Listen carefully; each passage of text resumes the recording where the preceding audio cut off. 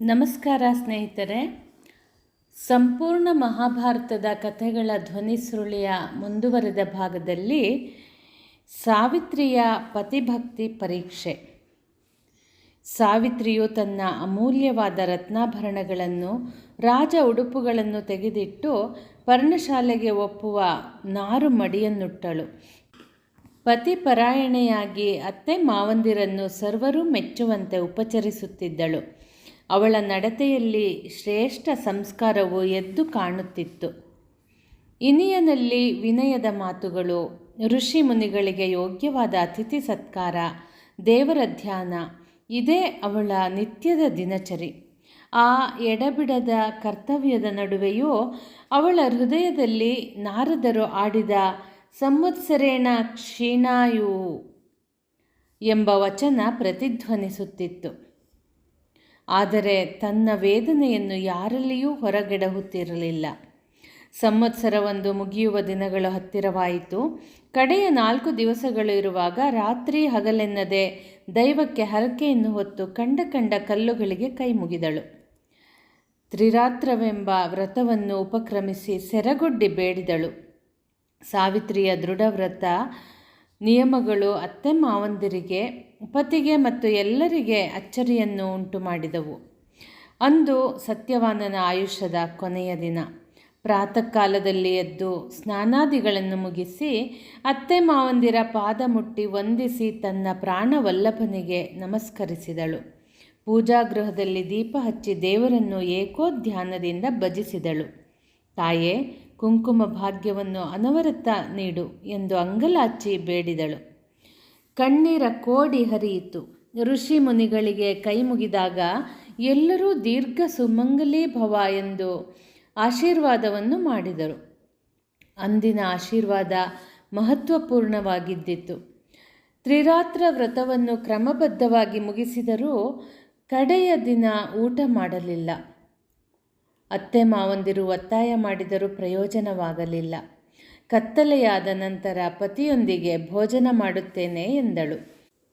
ಸತ್ಯವಾನನು ಕೊಡಲೆಯನ್ನು ಹೆಗಲಲ್ಲಿ ಇಟ್ಟುಕೊಂಡು ಸೌದೆ ತರುವುದಕ್ಕೆ ಹೊರಟಾಗ ಗಂಡನೊಂದಿಗೆ ಜೊತೆಯಾಗಿ ಹೋಗಲು ಹಠ ಹಿಡಿದು ಅತ್ತೆಯನ್ನು ಒಡಂಬಡಿಸಿ ಪತಿಯ ಜೊತೆಯಲ್ಲಿ ದುರ್ಗಮವಾದ ಅರಣ್ಯದೊಳಗೆ ಕಾಲಿಟ್ಟಳು.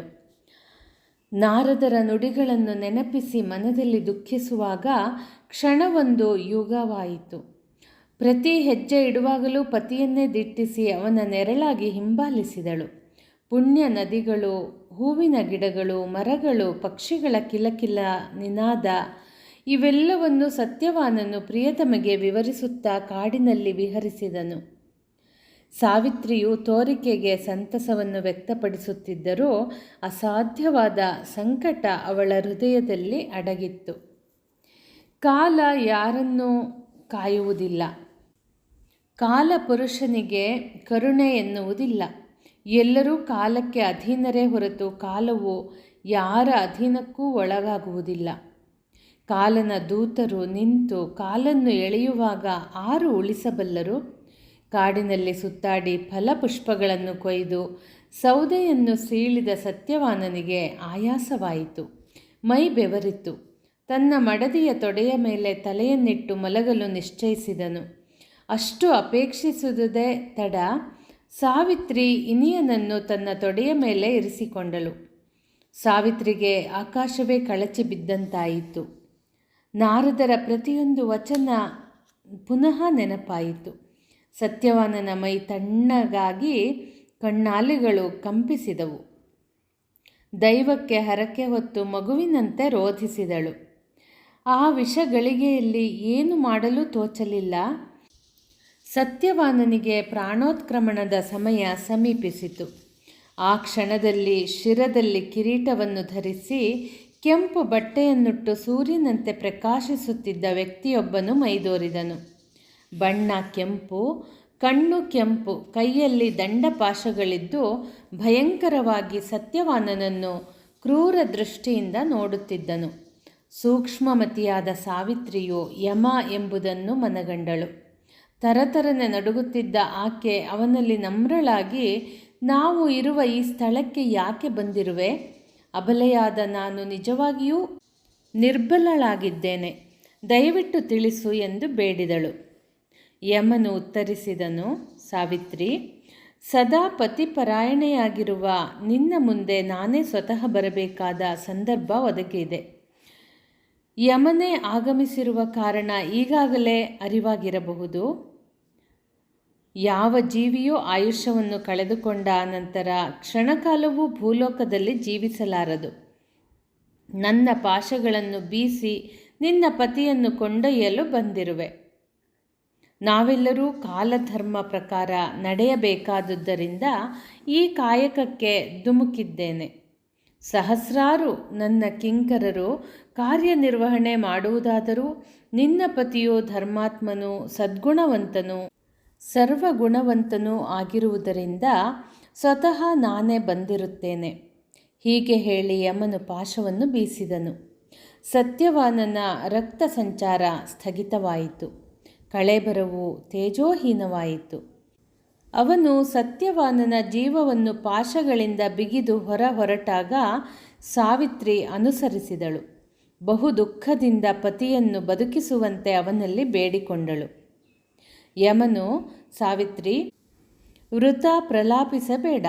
ಆಶ್ರಮಕ್ಕೆ ಹೋಗಿ ಔರ್ಧ್ವ ದೈಹಿಕ ಕ್ರಿಯೆಗಳನ್ನು ಮಾಡು. ನಿನ್ನ ಯಾವ ಆರ್ತನಾದವೂ ಫಲವನ್ನೀಯಲಾರದು ಎಂದನು. ಆದರೆ ಸಾವಿತ್ರಿ ಪ್ರಯತ್ನವನ್ನು ಬಿಡಲಿಲ್ಲ. ಪಾಣಿಗ್ರಹಣದ ಅನಂತರ ಈ 1 ಸಂವತ್ಸರದಲ್ಲಿ ಪ್ರತಿ ಗಳಿಗೆಯೂ ನನ್ನ ಪ್ರಾಣವಲ್ಲಭನನ್ನು ಬಿಟ್ಟಿರಲಿಲ್ಲ.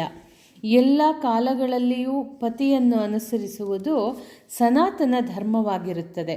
ವಿವಾಹದ ಕಾಲದಲ್ಲಿ ಸತಿಪತಿಯರು 7 ಹೆಜ್ಜೆಗಳನ್ನಿಟ್ಟು ಅಗ್ನಿಯ ಸುತ್ತ ಪ್ರದಕ್ಷಿಣೆ ಬಂದು ಶಾಶ್ವತವಾದ ಮಿತ್ರತ್ವವನ್ನು ಪಡೆಯುತ್ತಾರೆ. ಈಗಲೂ ನಿನ್ನೊಂದಿಗೆ ಸತ್ಯವಾನನ ಮೃತ ಶರೀರದ ಜೊತೆಯಲ್ಲಿ 7 ಹೆಜ್ಜೆಗಳನ್ನು ದಾಟಿ ಬಂದಿರುತ್ತೇನೆ. ಧರ್ಮಸಮ್ಮತವಾದ 1-2 ಜಿಜ್ಞಾಸೆಯನ್ನು ಮುಂದಿಡುತ್ತೇನೆ.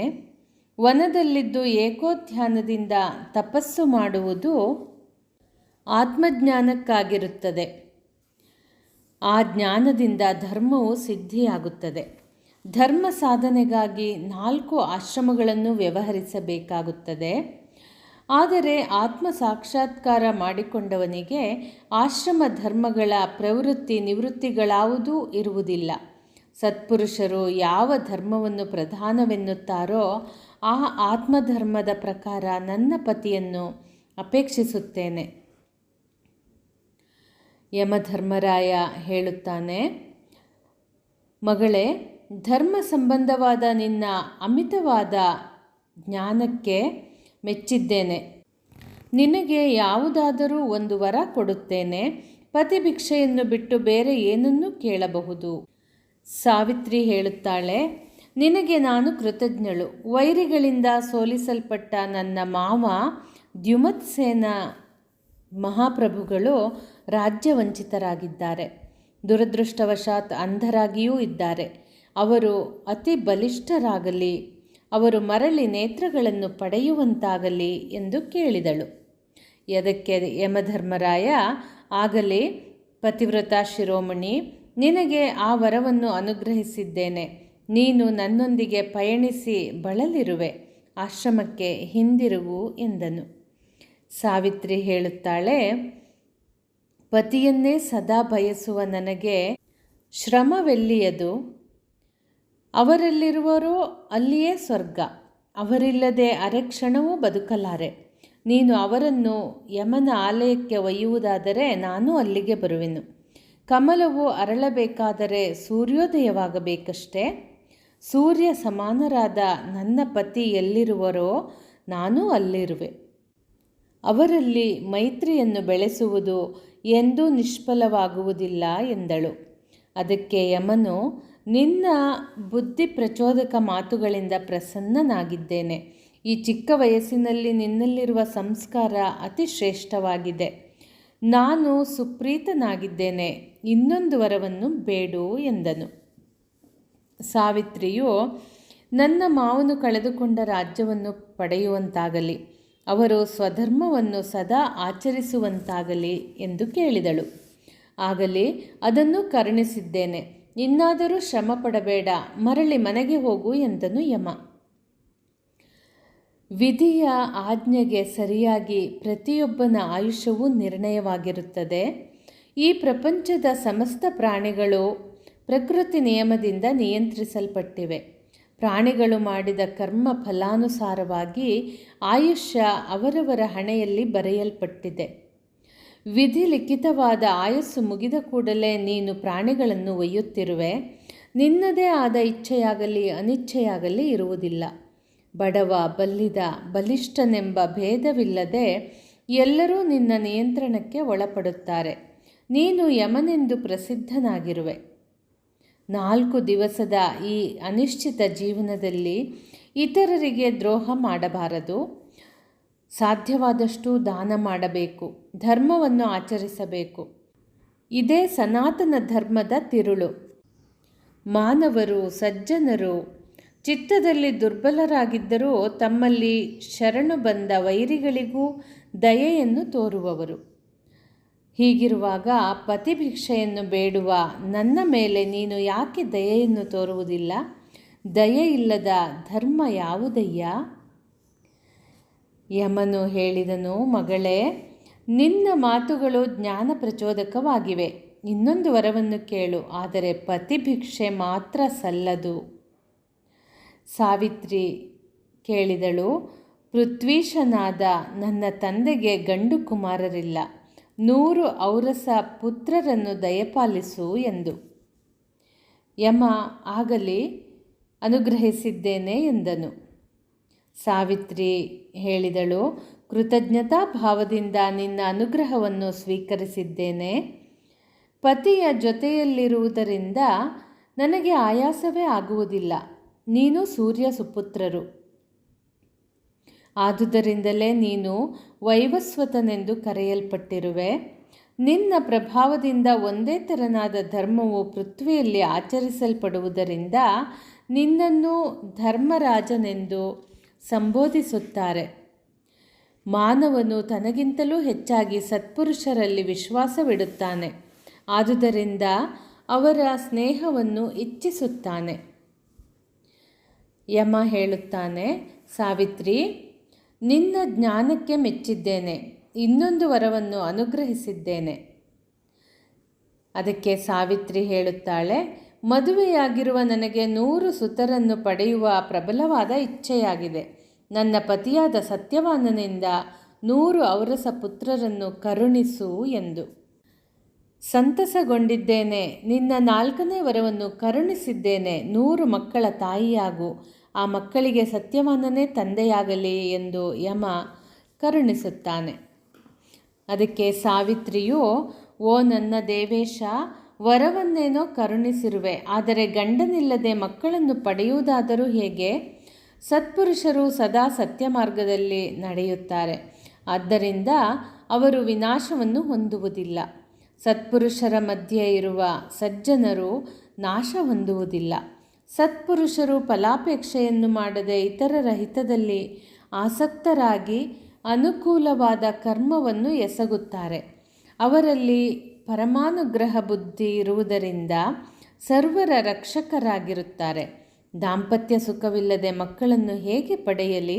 ಗಂಡನಿಲ್ಲದೆ ವರಬಲದಿಂದ ಪಡೆಯುವ ಮಕ್ಕಳಲ್ಲಿ ನನಗೆ ಬಯಕೆ ಇಲ್ಲ. ಆದುದರಿಂದ ನನ್ನ ಪತಿ ಜೀವಂತವಾಗುವಂತೆ ಅನುಗ್ರಹಿಸು. ನನ್ನ ಮನೋವಲ್ಲಭನನ್ನು ಬಿಟ್ಟು ಅರೆಕ್ಷಣವೂ ಬದುಕಲಾರೆ. ಪತಿವಿಹೀನಳಾದ ನನಗೆ ಯಾವ ಸುಖವೂ ಬೇಡ. ಪತಿಯು ಲಭಿಸಲಿಲ್ಲವೆಂದಾದರೆ ಈ ಯಾವ ಸುಖ ಪ್ರಾಪ್ತಿಯನ್ನು ನಾನು ಇಚ್ಛಿಸುವುದಿಲ್ಲ ಎಂದಳು. ಅದಕ್ಕೆ ಯಮನು, ನಿನ್ನ ಸಜ್ಜನಿಕೆಯ ಪಾಶದಿಂದ ನಾನು ಪರಾಭವಗೊಂಡಿದ್ದೇನೆ. ಪತಿವ್ರತೆಯಲ್ಲಿ ಅಗ್ರಗಣ್ಯಳು ನೀನು. ಆದರ್ಶ ಸತಿಯಾದ ನಿನ್ನ ಇಚ್ಛೆಯಂತೆ ಸತ್ಯವಾನನನ್ನು ಬದುಕಿಸುತ್ತೇನೆ. ಹೀಗೆ ಹೇಳಿ ಪಾಶದಲ್ಲಿ ಬಂಧಿಸಲ್ಪಟ್ಟ ಜೀವವನ್ನು ವಿಮುಕ್ತಿಗೊಳಿಸಿದನು. ನೀವಿಬ್ಬರೂ ಮಹಾವೈಭವದಿಂದ 400 ಸಂವತ್ಸರ ಸಂಸಾರ ಸುಖವನ್ನನುಭವಿಸಿ 100 ಪುತ್ರರನ್ನು ಪಡೆಯಲಿರುವಿರಿ. ಅವರೆಲ್ಲರೂ ಈ ಧರಿತ್ರಿಯಲ್ಲಿ ಕೀರ್ತಿವಂತ ರಾಜರಾಗುತ್ತಾರೆ. ನೀನು ಮೊದಲು ಅಪೇಕ್ಷಿಸಿದಂತೆ ನಿನ್ನ ತಾಯಿಯಾದ ಮಾಲವಿಯು 100 ಮಕ್ಕಳನ್ನು ಪಡೆಯುವಳು. ಹೀಗೆ ಹೇಳಿ ಯಮಧರ್ಮರಾಯನು ಸತ್ಯವಾನನನ್ನು ಬದುಕಿಸಿ ಅಂತರ್ಧಾನನಾದನು. ಕಳೇಬರವನ್ನು ತನ್ನ ತೊಡೆಯ ಮೇಲಿಟ್ಟು ಯಮನನ್ನು ಪ್ರಾರ್ಥನೆ ಮಾಡಿ ಪತಿಯ ಜೀವವನ್ನು ಏಕೋಧ್ಯಾನದಿಂದ ಒಂದುಗೂಡಿಸಿದಳು ಸಾವಿತ್ರಿ. ಆ ಸತಿಯು ಮಹಾ ಸಾವಿತ್ರಿ ಆದಳು. ಕ್ಷಣಾರ್ಧದಲ್ಲಿ ಸತ್ಯವಾನನು ಸಾವಿತ್ರಿಯ ತೊಡೆಯಿಂದ ಎದ್ದು ಕುಳಿತನು. ಎಲ್ಲವೂ ಅರಗಳಿಗೆಯಲ್ಲಿ ಸ್ವಪ್ನವಾದಂತಾಯಿತು.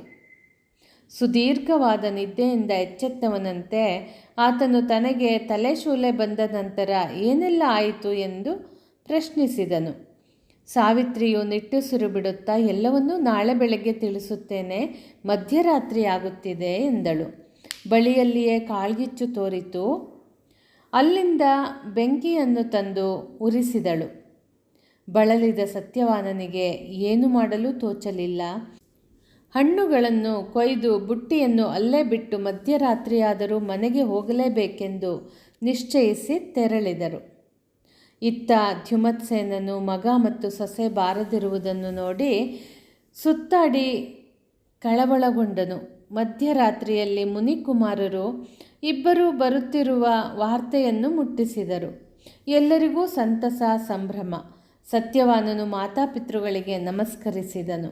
ದ್ಯುಮತ್ಸೇನನು ತನಗೆ ಕಣ್ಣು ಬಂದಿರುವ ವಿಶೇಷ ವಾರ್ತೆಯನ್ನು ಹೇಳಿದನು. ಸಾವಿತ್ರಿಯು ಯಮನ ದರ್ಶನ, ಅವನ ಅನುಗ್ರಹವನ್ನು ವಿಸ್ತಾರವಾಗಿ ಹೇಳಿದಳು. ಅತ್ತೆ ಮಾವಂದಿರಿಗೆ ಮಿತಿಯಿಲ್ಲದ ಸಂತೋಷವಾಯಿತು.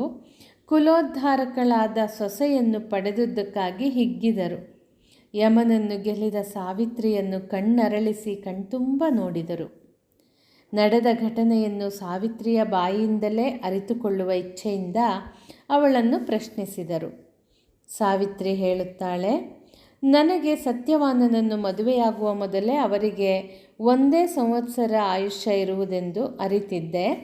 ಹಾಗಿದ್ದರೂ ಒಮ್ಮೆ ಅವರನ್ನು ಮನಸಾವರಿಸಿದ ಆನಂತರ ನಿರ್ಧಾರವನ್ನು ಬದಲಾಯಿಸಲಿಲ್ಲ.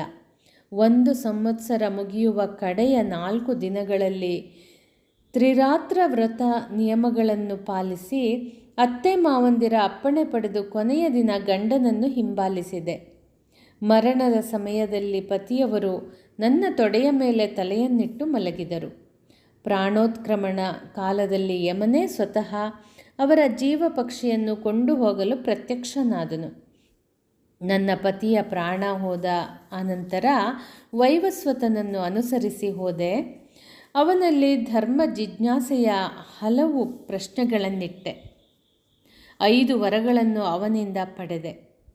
ಮಾವನಿಗೆ ಕಣ್ಣು, ನಷ್ಟವಾದ ರಾಜ್ಯ ಲಭಿಸುವಿಕೆ, ನನ್ನ ತಂದೆಗೆ 100 ಗಂಡು ಮಕ್ಕಳು, ನನಗೆ 100 ಗಂಡು ಮಕ್ಕಳು, ನನ್ನ ಗಂಡನಿಗೆ 400 ವರ್ಷ ಆಯಸ್ಸು. ಹೀಗೆ ಅವುಗಳನ್ನು ಪ್ರಯತ್ನಪೂರ್ವಕ ಸಾಧಿಸಿದನು.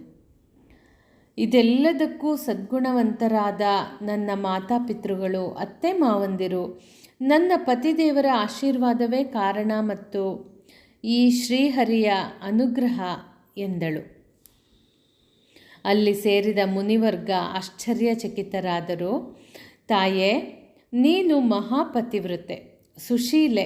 ನಿನ್ನಿಂದಾಗಿ ನಿನ್ನ ಮಾವನ ಮನೆಯ ಜ್ಯೋತಿ ಬೆಳಗಿತು. ನೀನು ಆದರ್ಶ ಸತಿ, ಪತಿಗೆ ದೀರ್ಘಾಯುಷ್ಯವನ್ನು ಸಂಪಾದಿಸಿಕೊಟ್ಟವಳು. ನೀನು ದೀರ್ಘ ಸುಮಂಗಲಿಯಾಗು ಎಂದು ಹಾಡಿ ಹರಸಿದರು. ಹೀಗೆ ಮಾರ್ಕಂಡೇಯರು ಸಾವಿತ್ರಿಯ ಕಥೆಯನ್ನು ಮುಗಿಸಿದರು. ಈ ನಿಮ್ಮ ಮಡದಿ ಯಾಜ್ಞಸೇನೆ ಸಾವಿತ್ರಿಯಂತೆ ಮಹಾಪವಿತ್ರಳು, ಸೌಭಾಗ್ಯವತಿಯಾಗಿದ್ದಾಳೆ. ನಿಮ್ಮನ್ನೆಲ್ಲ ಕಷ್ಟದಿಂದ ಪಾರು ಮಾಡಲು ಅರ್ಹಳಾಗಿದ್ದಾಳೆ. ಜೂಜಿನಲ್ಲಿ ಸೋತು ದಾಸ್ಯ ಸಂಕಲೆಯಿಂದ ಬಂಧಿಸಲ್ಪಟ್ಟಿರುವಾಗ ತನ್ನ ಮಾವನಾದ ಧೃತರಾಷ್ಟ್ರನು ಕೊಟ್ಟ ವರದ ಸದುಪಯೋಗವನ್ನು ಮಾಡಿಕೊಂಡು ನಿಮ್ಮನ್ನು ಸೇವಕತನದಿಂದ ಮುಕ್ತಿಗೊಳಿಸಿದಳು. ನಿಮ್ಮೆಲ್ಲರಿಗೂ ಇನ್ನು ಮುಂದೆ ಶುಭವಾಗಲಿದೆ ಎಂದರು. ಮುಂದಿನ ವಿಷಯ ಕಾಮ್ಯಕವನ. ಸ್ನೇಹಿತರೆ, ಮುಂದಿನ ಸಂಚಿಕೆಯಲ್ಲಿ ಮುಂದುವರೆಸೋಣ. ಧನ್ಯವಾದಗಳು.